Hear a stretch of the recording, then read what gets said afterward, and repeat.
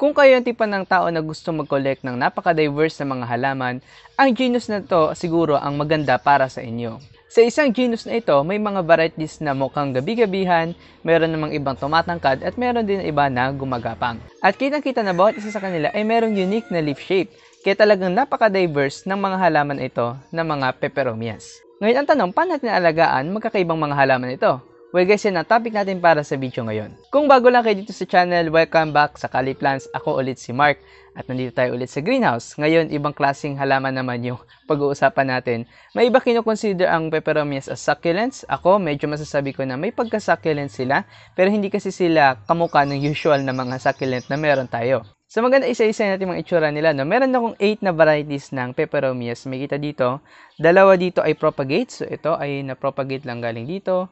At ito ay na-propagate lang galing dito. So maganda isa-isahin natin. Ang unang halaman na gusto ko ipakita sa inyo guys ay yung unang peperomia na acquire ko. Ito yung peperomia na Ferrerae o yung madalas na tawag natin na happy beans. So ang halaman na ito, medyo madalas siyang naisasama sa mga succulents pero hindi siya kamukha ng ibang succulents. Nagtataka nga ako kung anong klaseng halaman siya before. Tapos sa pagre-research ko, nalaman ko nga na isa pala siyang uri ng peperomia. Ma-identify niyo yung itsura niya dahil meron siyang pahabang leaves na merong window sa taas, kaya siya tinawag na happy beans, mukha siyang beans. At ang halaman ito guys, patayo ang pagtubo niya, pero pwede rin siya mag-ethylate. Meron ako nakita na mas compact na shape ng halaman na ito. Actually, mas compact ito before, na-outgrow niya lang yung sarili niya dahil kung saan-saan ko ito nilagay, so tumangkad siya. Pero pwede natin siyang ipugutan no, para mas maging compact yung shape ng halaman na to. Pero gusto ko muna siya na ganito ngayon na mukhang kengkoy at malaki. Ang kasunod na halaman na na-acquire ko siguro ay itong ating Peperomia verticillata. Ngayon guys, ito isa sa mga halaman na nahirapan talaga ako sa pagpapalaki. Hindi ko alam kung binubuhay ko siya or pinapatay ko siya, pero nakapag-survive siya. So na-propagate ko pa nga siya ng isang copy dito. Mabilis lang siyang lumaki kapag talaga nakuha niya alaga niya, pag-aalaga sa kanya. Pero medyo sensitive itong halaman ito. Hindi tumataba yung dahon niya guys pag mali yung conditions. Pero makikita ninyo na sa ilalim ng leaves niya ay meron siyang red na color na para siyang may lipstick sa ilalim. Yun yung talagang nakakatuwa sa halaman na ito nung na-acquire ko siya. Dahil sa kanyang color sa ilalim na talagang matingkad guys kung makikita ninyo. No? At sinasabi din ng iba na yung color niya nakakatulong para makareceive sila ng mas maraming reflected light. So, ang mga peperomias madalas makita sa ilalim ng jungles, sa mga lugar na less ang light, kaya meron silang adaptations para makareceive ng mas maraming liwanag. So, makikita nyo yun sa mga style ng leaves nila, no? Kung paano sila nag-adapt sa less light na location. Ang kasunod naman, peperomia na meron ako ay itong ating peperomia dolabriformis. So, ito yung natatawag ng iba na taco peperomia kasi mukha nga tacos yung leaves niya. Ang meron ako dito ay medyo dehydrated dahil bagong repat lang to. Nakailang palit din to ng potting mix sa akin. Medyo mas mataba siya before. Nung feature ko siya noon. Pero yung itsura nga ng leaves niya guys ay mukha nga mga taco. Ayan. Mukha siyang parang pakpak para sa akin na nagpa-flop yung gilid. Yun yung maganda sa halaman ito. Pag mas hydrated yung halaman ito guys, mas magiging prominent yung windows niya. May kita nyo na mas lalaki yung parang mga transparent na part niya dyan sa gilid. So yun yung tamang-tama lang ang dilig. Pero ngayon, dahil nagro-root pa siya, medyo dehydrated ang itsura niya. At medyo naglagas nga siya ng leaves. Ang kasunod na variety naman na gusto ko ipakita sa inyo ay yung ating watermelon na peperomia o yung ating peperomia argyria. At itong halaman ito ay medyo bubog nga din. Pero nung nabili ko siya guys, halos ganito lang din yung size niya or mas maliit pa. At natanim ko siya sa cactus mix at saka ko lang siya nilipat sa potting mix na ito. So makikita niyo na hindi ko pa nakukuha talagang perfect yung alaga ng halaman na ito ng argyria dahil hindi pa ganun kaganda yung itsura niya. Pero sobrang dami niya guys, sobrang bilis niya mag-clump para sa akin. Actually, na-propagate ko nga siya. Ito yung isang pop na nakuha ko sa kanya. Dalawa yon na na-propagate ko. Pero yung isang stem ay namatay. So, yun yung nangyari doon sa isang stem. Siguro nga dahil sa hindi sila nakapag-root kagad at nabilad ko ata sa araw ng sobrang aga, no? Ang kasunod naman na variety ay itong ating peperomia na obtusifolia. Kung hindi ako nagkakamali, na variegated. Meron din akong peperomia na obtusifolia na hindi variegated. At itong hindi variegated guys, nabili ko ng 50 pesos isa. Hindi siya 50 pesos lahat, no? Mga dalawang tig 50 pesos siguro yung pinagkasya ko sa isang pot na ito. Kaya napakalaki niya na bushy na siya na peperomia. At itong maliit naman, obtusifolia na isa na meron ako, na-acquire ko ng medyo mas mahal. Pero ngayon, meron na siyang bagong growth. Mas maganda na siya tingnan. Mas marami na siyang leaves compared nung last time na finiture ko siya dito sa channel. Okay, pero maganda rin yung variegation niya guys. Maganda yung leaves niya. Etong side na to na nakikita ninyo na hindi masyadong magandang variegation dahil nakulangan sa araw. Pero pag mas maraming sunlight siya, mas lilitaw yung pagiging yellow ng kanyang mga variegation. Tapos pupunta tayo sa medyo mas bago kong nakuha, na-acquire na mga peperomias. Ito yung aking peperomia na scandens, kung hindi ako nagkakamali. So scandens nga siguro talagang tawag, kung hindi serpens, no? Ang itsura niya, parang siyang obtusifolia, pero yung leaves niya ay medyo mas pointed, medyo mas tulis yung dulo. Tapos yung iba nga nagsasabi na magiging hanging plant ito kapag lumaki. At mas makapal din yung dahon niya guys compared sa obtusifolia. So yun napansin ko dito sa scandens. Nakuha ko to via trade. So nakipag-trade ako ng halaman dito sa kapitbahay namin na meron din mga succulents. So nakita ko na may clump siya ng scandens at kinuha niya yung mga medyo sunburned na parts tapos binigay niya sa akin as free na lang daw. Pero may healthy leaves naman at ma-outgrow naman niya soon yung mga sunburned na dahon na meron siya. Okay, so medyo poprotection na lang din natin yan. At yung last na na-acquire ko ay itong ating peperomia na rosso na na-feature ko recently sa ating unboxing video. Ngayon guys, medyo nakakapit na siya sa soil at ayoko na siyang i-check dahil medyo sensitive ang peperomias sa pag-aanpat, no? Kaya hindi ko muna siya tatanggalin. Pero napaka-cute ng style ng peperomia na ito. Para siyang gabi-gabihan, gaya din ng watermelon at yung underside niya ay red na red.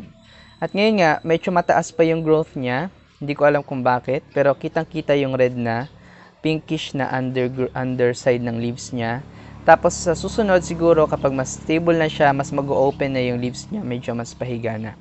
At nasa blooming din ang halaman na ito. Meron din siyang flowers dyan sa gilid. Ngayon guys, muna naman tayo sa care tips para sa mga halaman na ito. Pagdating sa kanilang potting mix, hindi sila maganda ilagay dun sa potting mix na gaya ng sa cactus at succulents. Though pwede kayo magkaroon ng success din sa potting mix na yon. Ako before, nagkaroon ako ng success dito sa ilan sa kanila.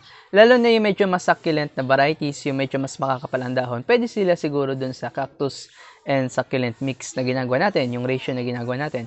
Pero ngayon, ang nakita ko na mas maganda, mas efficient, at mas nagiging maganda yung leaves nila tignan, ay yung potting mix na para sa mga houseplants. So, pwede kayong gumamit siguro ng 6 parts na organic material, tapos 4 parts na pamis, o 4 parts na inorganic na material para meron pa rin na drainage yung kanilang potting mix. Maganda sila guys itanim sa potting mix na marami ding drainage na mabilis din mag-dry out kasi ang peperomia sensitive din sila sa overwatering at mas kailangan nila na nagda-dry out in between waterings compared sa ibang mga houseplants. Sa ibang mga houseplants, pwede nating panatilihin na moist at all times. Pero yung mga peperomia, dahil may pagka-succulent yung mga leaves nila, maganda na nagda-dry out yung soil nila thoroughly at nakikita nyo na mag-wilt muna yung leaves nila bago nyo sila didiligan. So, hindi sila maganda na laging basa ng soil, laging moist ang soil nila. Pero ganun din, kapag sobrang bilis na matuyo naman ng soil nila gaya ng sa mga cactus, hindi sila makakuha ng enough na moisture para patabayin yung dahon nila.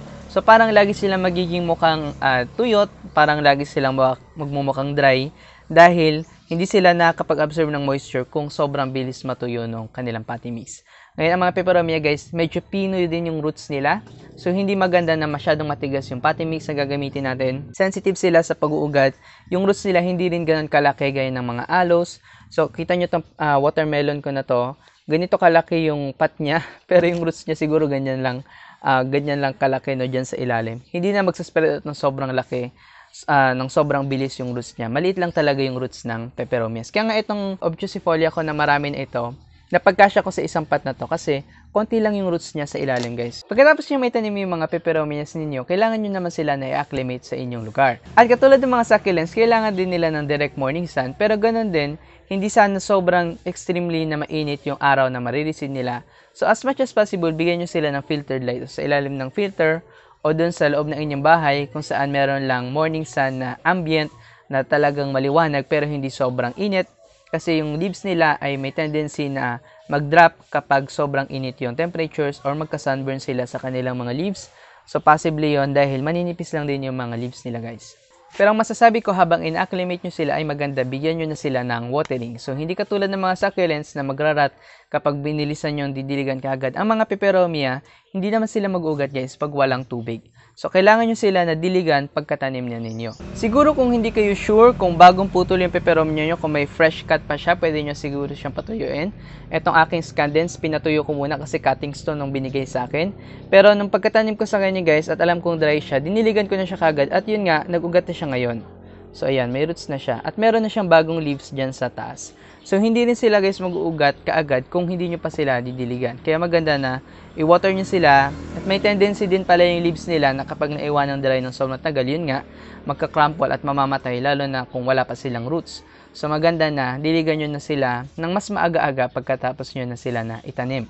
Ngayon guys, hindi katulad ng mga succulents, hindi kailangan ng peperomias ng sobrang strong na sunlight sa buong araw. Pagkatapos nyo sila acclimate, pwede nyo sila ilagay sa isang lugar na merong morning sun, tapos ambient light na maghapon. Hindi nila kailangan ng sobrang direct sun. Though may iba ako nakikita na napapalaki nila yung peperomia nila sa direct sun. Pero kung kayo, bago pa lang yung mga halaman ninyo, huwag nyo muna silang agad na ilagay sa direct sun. Pwede naman sila lumaki continuously at hindi naman sila sobrang mag-etulate kung bright filtered light ang ibibigay nyo sa kanila sa buong araw. So ako, dito sa greenhouse, meron akong table dito, tapos meron ditong mga houseplants sa ilalim. Dito ko sila pinaglalagay. Kasi yung spot na to, dyan sa ilalim, naka-receive yan ng sunlight mula dito sa side na to kasi ito ay south facing. At meron din silang konting direct sunlight dyan, pero mostly ambient light, bright light ang nare-receive nila. Hindi din sila naka-receive ng overhead na light kasi meron tong table. So, light from the side lang ang nare-receive nila. Kung kayo may same na condition, may south-facing window kayo, yun ay magandang lugar para paglagyan ng inyong mga peperomias. Hindi nyo na rin sila kailangang ilabas gaya ng mga succulents at ng mga cactus. Kung mag-etulate naman ang inyong mga peperomias gaya nito, so pwede nyo naman silang i-behead later on. So, hindi naman nila ikakamatay yung kakulangan sa araw. At yun din napansin ko, kahit sa medyo mas malalaking leaf na varieties, no? Makakasurvive naman sila sa medyo mas medium na sunlight. Wag lang din sila ilalagay sa sobrang low light guys, sa dilim. Kasi yung low light, pwede na silang mag-drop ng leaf doon kapag sobrang dilim na ng lugar ninyo. So medyo medium light, bright light to medium light, yun yung maganda sa mga peperomias. Pagdating naman sa pagdidilig, malalaman nyo na oho na ang inyong peperomia. Kung yun nga, kung yung windows nila ay hindi na prominent. So kung yung windows nila ay hindi na masyadong litaw, parang nagiging manipis na yung windows dun sa mga may window na varieties, no? Pag nagiging manipis na yung windows na yun, ibig sabihin, kailangan na niya ng more sun, gaya dito sa Dolabriformis tsaka sa Ferrari. Pero dun naman sa ibang varieties na walang windows, may kita nyo, gaya dito sa Obtusifolia, kailangan niya delay kapag na-fold niya na yung leaf niya na parang ganyan. So kapag napipinch niya na yung leaves niya, so kailangan niya dilig. Ito medyo matigas pa, so hindi pa ito nangangailangan ng dilig. So kahit dry na yung soil nila, kapag matigas pa yung leaves nila, huwag nyo muna silang didiligan. Dahil possibly na magkarat sila at possibly na mag-drop sila ng leaves pag sila ay overwatered. Doon sa mga varieties na gaya nito, ng ating verticillata, nakikita ninyo na tataba yung leaf niya kapag bagong dilig siya. So kapag flat na yung leaf niya, kailangan niya na ng dilig nun. At yung pagdidilig sa kanila guys ay full watering din. Ngayon, pwede tayong magkaroon ng problem kapag mali tayo ng pagdidilig sa kanila dahil pwede mag-crack yung leaves nila. So, yun yung nakita ko dito sa aking peperomia na Argyria na watermelon. So, mapapansin nyo siguro guys, kapag yung watermelon nyo ay merong deformed leaves o may leaves sila na may crack, may leaves sila na parang nababali ng sarili, at may leaves sila na discolored. So, meron ako leaf dito na discolored. So, yun ay nakukuha sa maling pagdidilig. So, kung ganon, bawasan nyo yung dalas ng pagdidilig sa kanila. Malalaman nyo naman na kailangan na diligan ng watermelon kapag yun nga din, pag pinipinch nyo ay pwede na siyang ipinch. Kapag ito guys, ito matigas pa itong meron ako dito, no? Huwag nyo naman persahin ipinch kasi baka mabali nyo rin yung leaves kapag pinwersa nyo. Pero kung pag firm pa siyang ganyan, huwag nyo muna siyang bibigyan ng dilig. Medyo inaaral ko rin yung pag-aalaga guys ng watermelon kaya hindi pa ako gagawa ng care guide para sa kanya. Pero ang nakita ko kasing watermelon, medyo mas malalapad yung dahon at medyo mas dark yung green parts niya, no? Kung kayo may experience sa peperomia nyo at ganun yung itsura ng watermelon ninyo, comment nyo sa baba kung saan nyo nilagay yung watermelon ninyo para mabigyan naman tayo ng idea, no? Malaman natin kung paano pagagandahin yung dahon nito. Gusto ko kasi sana yung itsura niya na parang mas dark yung green parts tapos mas prominent yung white na coloration sa leaf niya. Ngayon kasi parang hindi siya masyadong prominent sa plant na to. Or siguro hindi pa siya ganun ka-matured yung leaves niya dahil nga na-overwater ko siya, may leaves siya na deform. Okay, pero susunod, gawa natin ng care guide yan. Pagdating naman sa mga problems nila, pwede sila magkaroon ng problem sa mealybugs, sa scale, at saka sa spider mites. Pero ang biggest issue ko na nakita sa kanila ngayon ay spider mites. Dahil guys, nagsasanga-sanga sila gaya ng aking Dolabriformis. Doon sa singit-singit, pwede mag-form yan na parang may mga sapot-sapot. So yun, meron ng spider mites yung halaman nyo. Pag ganon, maganda gumamit kayo ng Starkle G. Kasi yung spider mites is kinakagat nila yung halaman, kumakain ng juice doon. So, kung may Starkle G yung halaman ninyo at diniligan ninyo, i-absorb ng halaman yung pesticide at papatayin nun yung spider mites. So, nakita ko na naging successful naman yung paglalagay ko ng Starkle G sa iba kong mga halaman. So, nakakapatay naman talaga sila ng spider mites. Ganun din yung pwede nyo gawin guys pag nagka-problem kayo sa mealybugs at saka sa scale. So, makikita niyo sa mga sanga, pwedeng kumapit din yung scale o sa mga roots, pwedeng makita kayo ng mealybugs sa ilalim. Mayroong powdery na puting parang bulak, may bulak yung ilalim ng halaman ninyo. So yun, may mealybugs na yun. Maganda gumamit kayo ng Starkle G at alisin nyo kung ano mang bulak o sapot ang makita nyo sa inyong halaman. Try nyo as much as possible na alisin yon sa mga peperomias. Maging careful lang kayo kasi may iba sa kanila na madali ring nalalagas yung leaf kapag kinalikot ninyo. No? So itong aking verticillata, medyo naglagas siya ng leaves sa gitna. Pero yung mga bago niyang branch out, maganda naman yung formation ng leaves, medyo kompleto naman. Pagdating sa pagpo-propagate, may ilang varieties dito na pwede sila i-propagate via leaf. So, itong ating watermelon na peperomia, pwede nyo kunin yung leaf na yan kung may deform kayo na nakuha, no? Siguro. Tapos, mag-iwan lang kayo ng konting petiole sa ilalim. Tapos, ipatong nyo sa soil. Dun sa petiole nila, pwedeng mag-produce sila ng roots at mag-produce sila ng panibagong babies. Mag-branch out sila ulit. Pero meron din ako nakikita guys na kinakat nila yung leaf ng kanilang halaman. Tapos tinatanim yung cut part at nagpo-produce din yun ng roots ng sarili. Personally, wala pa akong experience sa gano'n. Hindi ko pa na-try yung pagpuputol ng leaves. Pero maganda siguro gawin yon kapag sobrang laki talaga ng leaf ng peperomia ninyo para marami siyang energy para mag-produce ng roots. At maganda yun guys, yung mga propagation ng peperomia, ilagay din sa mas humid na area na hindi sobrang sagi. So, hindi nyo rin sana ma-overwater yung inyong mga propagation. Yun nga, kasi meron akong stem cutting ng aking peperomia na namatay, nagkarat dahil sa overwatering.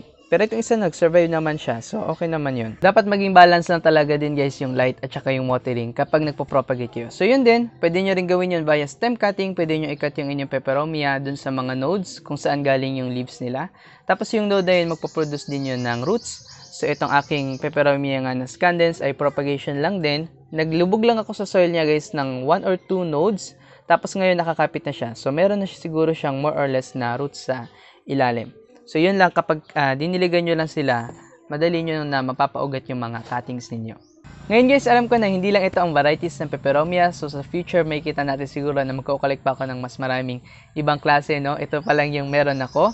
Tapos kapag mas napalaki natin sila guys at nakuha ko yung tamang timpla nila kung paano pagagandahin yung leaves sila, saka na tayo gagawa ng mga daily care guide video para sa bawat isa sa kanila. Kaya may mga peperomias din at meron kayong tips kung paano nyo napaganda itong mga halaman na meron ako dito dahil hindi pa ito yung perfect na itsura nila, no? Kung meron kayong care tips, sana i-comment nyo dyan sa baba para makatulong dito sa channel at sa mga beginners din na gusto mag-try ng mga peperomias. Pero ngayon, hanggang dyan lang muna yung video natin guys. Kung hindi pa kayo nakasubscribe, sana mag-subscribe kayo dyan sa baba at mag-like kayo dito sa video. At ganun din, kita-kits na lang tayo ulit sa susunod. Bye-bye!